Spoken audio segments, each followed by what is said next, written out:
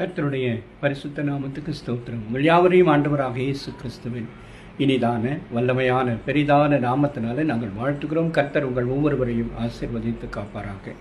நமது மெய்ப்பனின் குரல் ஊழியங்களின் சார்பாக எங்களுடைய வாழ்த்துதல்களையும் வணக்கங்களையும் நாங்கள் தெரிவித்துக் கொள்கிறோம். பிரியமானவர்களே, நீங்கள் வலதுபுறமாய் சாயும் போதும் இடதுபுறமாய் சாயும் போதும் வழி இதுவே, இதில் நடவுங்கள் என்று உங்கள் பின்னாலே சொல்லும் சத்தத்தை உங்கள் காதுகள் கேட்கும் என்று சொல்லி ஏசாயா தீர்க்க தரிசன புஸ்தகம் 30வது அதிகாரம் 21வது வசனம் நமக்கு நினைவுபடுத்துகிறது. அவ்வாறு இந்த தேர்தல் நெருங்கி இருக்கிற காலத்தில் ஒரு அரசியல் நிர்ணயம் செய்ய வேண்டிய தருணத்தில் இருக்கிற மக்களுக்கு நல்ல ஆலோசனை கொடுக்க வேண்டும் என்று சொல்லி இந்த நேரத்தில் உங்களோடு கூட இந்த வீடியோவின் வாயிலாக பேசும்படி கர்த்தர் கிருபை பாராட்டினதற்காக அவருக்கு நன்றிகளையும் ஸ்தோத்திரங்களையும் எடுக்கிறேன்.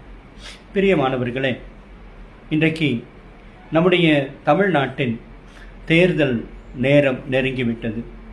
இந்த நேரத்தில் ஒரு நல்ல ஒரு முடிவை நாம் எடுக்க வேண்டிய கட்டாயத்தில் இருக்கிறோம்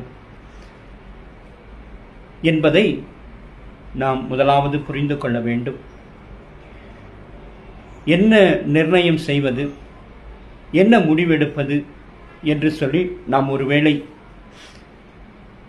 தவித்து கொண்டிருக்கும் பொழுது, தத்தளிக்கும் பொழுது இந்த ஆலோசனையை நீங்கள் தயவு கூர்ந்து கவனிக்க உங்களை நாங்கள் அன்போடு கேட்டுக்கொள்கிறோம். முதலாவது, பாரதிய ஜனதா கட்சி அவர்களுடைய நிலைப்பாடு நம் அனைவருக்கும் நன்றாக தெரியும். மதத்தின் போர்வையால் அரசியல் செய்ய நினைக்கிற ஒரு பாதகமான கட்சியாக அது இருக்கிறது என்பதை நாம் அறிவோம். அது மாத்திரமல்ல, அவர்களுடைய துவேஷ போக்கு, பிரிவினை போக்கு, ஒரு சார்பான நிலைப்பாடு போன்ற காரியங்கள் நமக்கு மிகப்பெரிய அச்சுறுத்தலாக இருக்கிறது என்பதை நாம் உணர வேண்டும்.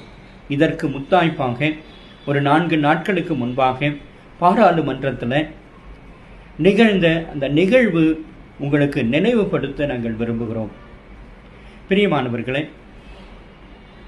தொகுதி மறுவரை டீலிமிட்டேஷன் பில்லை அவர்கள் பாஸ் செய்வதற்கு